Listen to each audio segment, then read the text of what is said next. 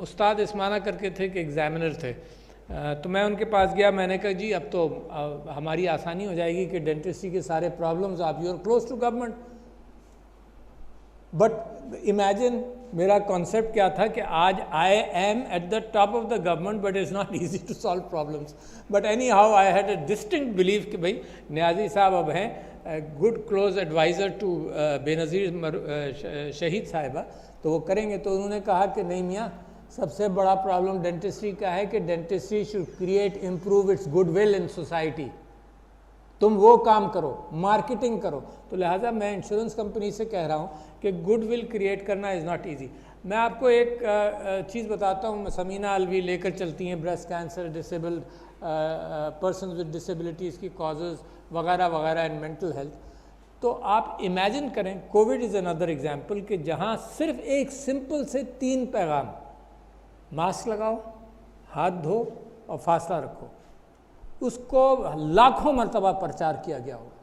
अब ये पिछले साल दिसंबर में thanks to PTA and telecom sector कि ये जो पैगाम था ब्रेस्ट कैंसर का और मेंटल हेल्थ का और पर्सन विद डिसेबिलिटीज़ का, 14 करोड़ लोगों को कॉल वेटिंग में दिया गया।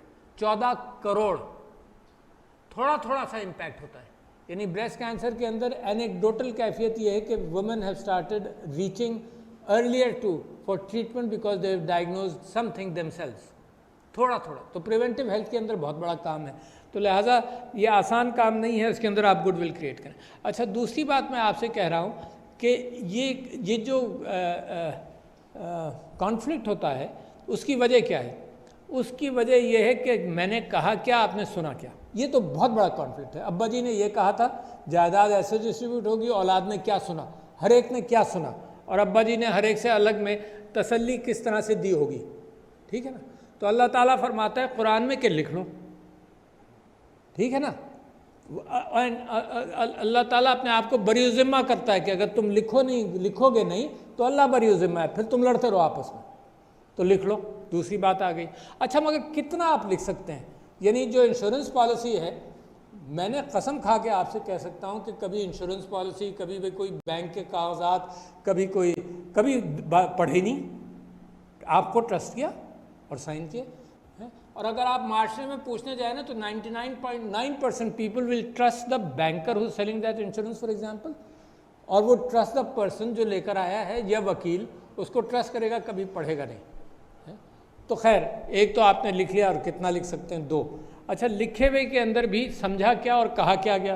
यानी one of the biggest problems we have in insurance वो ये कि बैंक के ज़रिए जो सेल होती है तो उसमें ईगरली सेल होती है, प्रोडक्ट की तारीफ ज़्यादा की जाती है, और नतीजा ये होता है कि एक्सपेक्टेशंस बहुत होते हैं।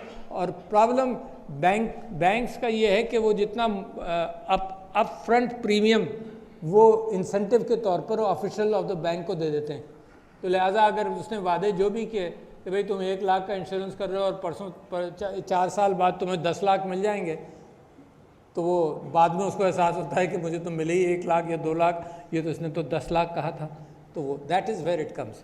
तो मैं समझता हूँ कि यहाँ पर फिर पहला कदम क्या है जो माशरे में हमेशा से रहा, कोई आपने कमाल नहीं किया, माशरे में ये रहा कि लोग इकट्ठा होकर फिर मीडिएशन करा लेते हैं। That was the first choice, is always the choice in your houses, that is the choice. आपके घरों के अंदर मीडिएशन होता है, आप अपने बच्चों में मीडिएशन कराते हैं। कोई तराजू लेकर थोड़ी बैठते हैं आप हर वक्त। जिसका मूड ज़्यादा ख़राब है उसको प्यार कर लेते हैं, जो रो रहा है उसको हल कर लेते हैं। तो mediation is the first step before you go to any इंसाफ का तराजू, और मीडिएशन में तराजू नहीं होता। Alternate dispute resolution is a phenomenon जिसके अंदर तराजू नहीं होता, दोनों को हैंडल कर लिया जाता है, किसी को ज़्यादा किसी को कम, मगर जिस पर जिसकी तसल्ली हो जाए। कोई सिर्फ माफ़ी मांगने पर बहुत कुछ यील्ड कर देता है। आजकल वो ज़माना नहीं है कि लोग माफ़ी मांगें या दरगुजर करें। आप देख रहे हैं मुल्क के हालात के अंदर सबसे बड़ी चीज़ यही है कि वो जो दरगुजर, जो हम अल्लाह मियाँ से हर वक्त दुआ करते रहते हैं, या अल्लाह मुझे माफ़ कर देना, और पहली बात जो वहाँ जाते ही करेंगे कि वो अल्लाह या अल्लाह मुझे माफ़ कर देना, वो हम आपस में we refuse to forgive anybody. वाकई we refuse to forgive anybody, और एंड वी एक्सपेक्ट कि ही विल फॉरगिव अस। खैर, वो तो बात अलग चली जाएगी। है। तो मैं आपसे ये कह रहा था कि फिर अदालत में जाता है मामला। अच्छा, हर लेवल पर conflict resolution is a science by itself, ये आसानी से नहीं होती। और दूसरे ये कि कंपैशन, जो वफाकी मुहतसिब टैक्स के एक कंपैशन भी रखते हैं, और आप लोग भी रखते हैं जब आप फैसले करते हैं अपनी कंपनीज़ के एतबार से। तो यकीनन मुझे खुशी हुई सुनकर कि आपका यानी बहुत बड़ा फ़र्क पड़ा since the role of the waqi muhtasib has come up. It is also a fair link between the people and who feel they have been deprived and the companies. आपने खुद भी एहतमाम किया हुआ है, आप खुद भी रिजॉल्व करने की कोशिश करते हैं, मगर जहाँ पर रेजोल्यूशन का इम्कान नहीं है तो वो आप उसको आगे कर देते हैं। तो मैं ये समझता हूँ कि इन सारे सेक्टर्स के अंदर एक बहुत बड़ा अहम सेक्टर है मेरे ज़िंदगी का और आपकी ज़िंदगी का, और वो है हेल्थ सेक्टर। मैं अब कई जगहों पर कह चुका हूँ, फिर आपसे कह रहा हूँ, मुझे कोई इसमें आर नहीं कहते हुए कि मेरे कई रिश्तेदार कोविड के अंदर they died at a premature level, young, मतलब 50, 45, 60 है। वाई? क्योंकि उन्होंने देर की। क्यों देर की? क्योंकि उनको ख्याल था कि अस्पताल गया तो मीटर चलना शुरू हो जाएगा। वाकई दैट इज़ 100% ट्रू। मैं कसम खा के कह सकता हूँ कि आपके भी बहुत सारे लोगों को ये ख्याल होगा कि यार अस्पताल गए और मीटर शुरू हो गया, तो दे लॉस्ट देयर लाइव्स। तो लिहाजा हेल्थ भी एक ऐसा एरिया है जिसके अंदर एक सोशल इंश्योरेंस है। सरकार ने क्या इंश्योरेंस दिया है हेल्थ के अंदर कि आप किसी सरकारी अस्पताल में चले जाएं तो रश होगा, सब कुछ होगा, इम्प्रूव होते जा रहे हैं, मगर इलाज हो जाएगा, है। तो सरकार की इंश्योरेंस ये है। मगर प्राइवेट सेक्टर के अंदर भी इंश्योरेंस होनी चाहिए कि मैं अपनी मर्ज़ी के मालिज के पास चला जाऊं और मुझे क्वेश्चन कर लिया जाए। तो that is a big area जिसके अंदर काम हो सकता है और काम करना चाहिए अदर देन लाइफ। गुड्स के मूवमेंट पर, ज़राअत के ऊपर आपने ख़ुद बयान किया और माशाल्लाह आपने सेमिनार्स करवाए ज़राअत के ऊपर, and I see progress but too slow. देखो, पाकिस्तान तरक्की ऐसे नहीं करेगा जिस तरह से खरामा में और आप चल रहे हैं। It won't progress. The world is progressing very fast. हम उसी स्पेस के आदि हैं जो माजी है, और कभी हम एक कदम आगे रखते हैं पर 2 कदम पीछे लेते हैं। तो पाकिस्तान इस तरह से नहीं। द बिगेस्ट सोल्यूशन, अगर मेरा एक्सपीरियंस ये 4-4.5 साल का अगर प्रेसिडेंसी का मैं आपको बताऊं, तो the biggest experience I have is कि मैं ब्यूरोक्रेसी को और ख़ुद और पॉलिटिशियंस को और सारे इदारों को अगर एक चीज़ उनके अंदर इम्प्रूवमेंट की बड़ी गुंजाइश है, वो ये फास्ट डिसीजन मेकिंग। और मैं आप लोगों के मसाइल के एतबार से बता दूं कि मेरे पास electronically I been very familiar. तो यहाँ तो कुछ बच्चे होंगे जिनकी उम्र भी इतनी नहीं, बट 82 में I bought my first computer, and since then I am computer 82 में पूरा कंप्यूटर फेमिलियर। तो मैं आपसे ये कह रहा हूँ कि जो फाइल मेरे पास आता है, सारे फाइल्स इलेक्ट्रॉनिकली आते हैं, बट कुछ को मुझे साइन करना पड़ता है क्योंकि कोर्ट ऑफ लॉ के अंदर my physical signatures are necessary. Electronic signatures का अभी पाकिस्तान में वो रिवाज और रिकग्निशन नहीं हुआ अदालतों के अंदर। तो कोई फाइल, और पिछले साल के कई हज़ार केसेस होंगे, ऑल फाइल, मैं not a single file stage with me for more than a few hours, और ऑफिस टाइम के बाद आएगा तो दूसरे दिन वो साइन हो चुका होगा। Not a single file. तो ये मैं क्लेम जब आपसे रिक्वेस्ट कर रहा हूँ तो खुद प्रैक्टिस करके रिक्वेस्ट कर रहा हूँ कि नॉट एक दिन कोई फाइल नहीं रुकता मेरे पास। शायद गिनती के 4 या 5 फाइल हैं, अगर मैं आज याद करना शुरू करूँ कि 4 साल में रुके हैं तो 4 या 5 फाइल होंगे जिनके अंदर बहुत बड़ी कसर थी और मैं उसको आगे नहीं निकाल सका। अब आप ये तसव्वुर कीजिए कि सदर साहब के साथ सारी तहकीकात के साथ एक चीज़ आ गई। अब सदर साहब सोचने में क्या कई दिन लगा देंगे, और आपको यकीन दिलाऊं कि मेरे पास से फाइल डिसाइड होकर भी जब नीचे जाता है तो कभी कभी 6 महीने लगते हैं उसके ऊपर नोटिफिकेशन निकालने में। Can you imagine? 6 महीने तक लगे हैं उस पर नोटिफिकेशन निकालने में और कभी निकले भी नहीं। तो लिहाजा मैं ये समझता हूँ कि ये चीज़ें बेइंतहा ज़रूरी हैं। और जैसे इंश्योरेंस सेक्टर के अंदर तो बहुत बड़ी एक और चेंज आ रही है जो इंश्योरेंस सेक्टर में ज़्यादा आ रही है, दूसरे सेक्टर्स में कम। रिस्क एवर्जन के एतबार से there is so much data around और so much ability to analyse that data. Artificial intelligence के ज़रिए इतना डेटा अवेलेबल है रिस्क एवर्जन के एतबार से, रिस्क कैलकुलेशन के एतबार से, एग्जैक्ट रिस्क कैलकुलेशन के एतबार से कि इस चीज़ के अंदर 1 लाख की इंश्योरेंस के हवाले से इतना प्रीमियम होगा।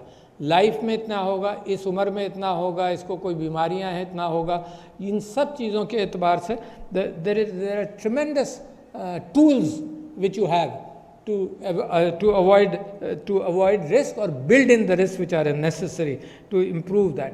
और ये भी बड़ी तेज़ी से चल रहा है। मैं आपको बता रहा हूँ, आजकल आप पढ़ रहे होंगे कि सारे साइंटिस्ट ने, सारे टॉप लेवल के कंप्यूटर एक्सपर्ट्स ने, फिलासफर्स ने अब ये दरख्वास्त देना शुरू की है कि इसको ब्रेक लगाओ, इस टेक्नोलॉजी को थोड़ा सा ढीले कर दो। मो गावदात की एक किताब है स्मार्ट टेक, स्कैरी स्मार्ट, जो आजकल मैं पढ़ रहा हूँ। मैं उसकी एक मिसाल दे रहा हूँ कि ये चीज़ इतनी तेज़ी से तरक्की कर रही है कि उनका प्रेडिक्शन ये है कि 2047 तक AI would be billion times stronger than human intelligence, billion times stronger than human intelligence. अच्छा, अब इसका कॉन्सेप्ट बड़े आराम से आपको बता सकता हूँ। एक मक्खी में और आइंस्टाइन की रीजनिंग और दिमाग और नॉलेज में बिलियन टाइम्स का फ़र्क है। और इंसान अब ये समझता है कि मक्खी की मोरालिटी जो है वो आइंस्टाइन को असर करेगी कि मक्खी को मारना मत। Can you imagine? It can't happen like that. तो that is what is scaring the world today, कि जितनी इंटेलिजेंस इस वक्त AI के ज़रिए और न्यूरल नेटवर्क्स के लिए और इंफॉर्मेशन बेसिस के एतबार से हुई है, तो that change is going to overwhelm humanity and may lead to a bigger crisis than the nuclear disasters which are possible. खैर, that is a different situation। मगर आप लोगों से मैं ये दरख्वास्त कर रहा हूँ कि टेक्नोलॉजी को रीच आउट करने के लिए, और आपने किया, आपने टेक्नोलॉजी को रीच आउट करने के लिए ऑनलाइन आपने एक्सेस देना शुरू किया। वो मैं इस्लामी रियासत के एतबार से आपको बताता हूँ कि जो एग्जेक्टिव्स होते हैं रियासत के, उनके ऊपर 3 चीज़ों की ज़िम्मेदारी आती है, 3 प्राइमरली। और खुलफाए राशिदीन ने प्रैक्टिस किया, और हज़रत उमर बिन अब्दुल अज़ीज़ ने प्रैक्टिस किया, और जो ईथॉस है वो वहीं से हम लेते हैं। Maybe I will never be able to reach those landmarks, but मेरी ख्वाहिश ये है कि उसको किसी न किसी अंदाज से उसमें से स्पिरिट ले ली जाए। एक चीज़ ये है कि दी एग्जेक्टिव और जो भी ज़िम्मेदार है वो अपना दरवाज़ा खुला रखे। यही दरवाज़ा खुला रखने का मतलब ये है कि कंप्लेंट्स आने दे, because that's the only way to improve any system. ठीक है जी, कंप्लेंट्स आने दे। अच्छा, और इसके लिए बड़ा सिग्निफिकेंट काम हज़रत उमर ने किया कि उनको पता चला ईरान और खुरासान के अंदर, उन्होंने जब ईरान फतेह हुआ तो वहाँ उन्होंने गवर्नर बनाकर भेजा। जो गवर्नर साहब की इत्तला ये मिली कि जी वो दरवाज़ा अपना बंद भी रखते हैं, और बाहर उन्होंने दहलीज बना ली है जिसमें एक आदमी है जो हर एक से पूछता है तुम मिलोगे क्यों। तो उस ज़माने की बात यूँ भी है कि the population was not as big as today. तो हज़रत उमर ने एक आदमी भेजा, कोई साहबी भेजे होंगे, कोई अपने रफ़ीक भेजे होंगे, हज़रत उमर रज़ी अल्लाह अन्हु ने वहाँ भेजा और उससे कहा कि पहले तुम दहलीज तोड़ना, उसके बाद गवर्नर से मिलना, और कहना कि जी अगर आप दरवाज़ा अपना खुला नहीं रख सकते तो आप वापस आ जाएं, हम कोई और ज़िम्मेदारी दे देंगे, मगर ये नहीं हो सकता कि आप आवाम के लिए दरवाज़ा ना खुला रखें। अब आपने क्या किया, इस वक्त access the through telephone, through zoom, ये एक्सेस बहुत ज़रूरी है, और इसका प्रचार होना चाहिए कि किसी को जाने की ज़रूरत नहीं है। किसी को अगर नहीं आ सकता तो ये एक्सेस आपने बिल्ड इन किया। उसके साथ साथ मैं ये समझता हूँ कि आपको मुबारकबाद देता हूँ कि आपने 3 दफातर से 8 फिज़िकल दफातर भी कर लिए, और इंशाअल्लाह आप इसको बढ़ाते रहेंगे।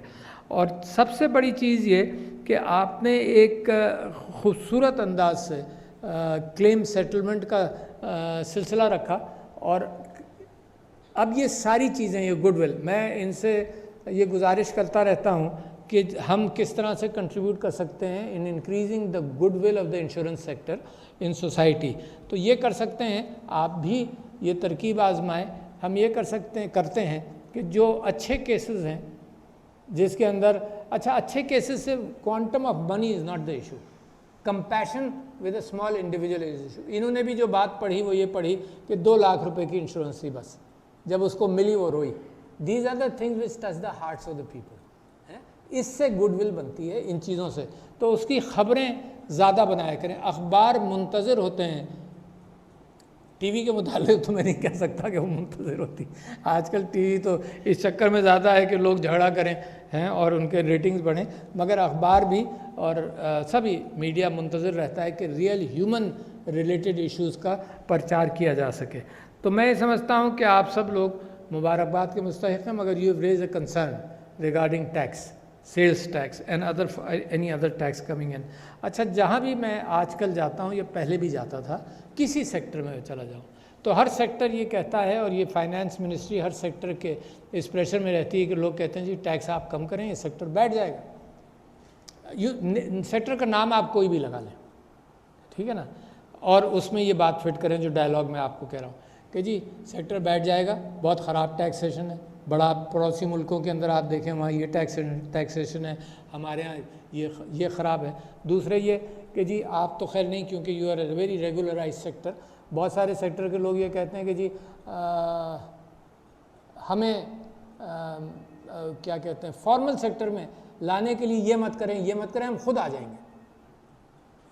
अच्छा, अब हुकूमत ये चाहती है कि फॉर्मल सेक्टर में अगर आओगे तो लिहाजा तुम्हारा पैसा वाइट होगा, है? तो वो कहते हैं नहीं हम टैक्स देंगे फॉर्मल सेक्टर में।